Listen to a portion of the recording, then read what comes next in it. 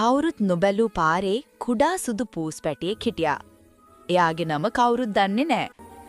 නිතරම කෑමක් සෙවීමට පාරේ දුවන මේ පූසාට ගෙදරක්වත් නෑ. අපේ කවිෂ් කියන්නේ වයස අවුරුදු 8ක දරුවෙක්. ඔහු සත්තු දැක්කම ගොඩක් ආදරේ කරයි. එක් දවසක් පාසලෙන් එන ගමන් ඔහුට පාරේ තනිව ඉන්න පූස් පැටියා දැක්කා. කවිෂ් අර කුඩා පූස් පැටියා අල්ලගෙන හිටියා. පූස් පැටියා එයාට බය නොවි ආදරෙන් බලාගෙන හිටියා. ඔහු පූසාට සුදුබිලි කියලා නමක් දුන්නා. එදාට පසු කවිෂ් හැම දවසේම සුදුබිලිට කිරි පොඩ්ඩක් කෑම පොඩ්ඩක් අරගෙන යනවා. සුදුබිලිත් දවසේ උදේ කවිෂ් එන තැන බලාගෙන ඉන්නවා. ඒ දෙන්න හොඳම යාළුවෝ වෙලා.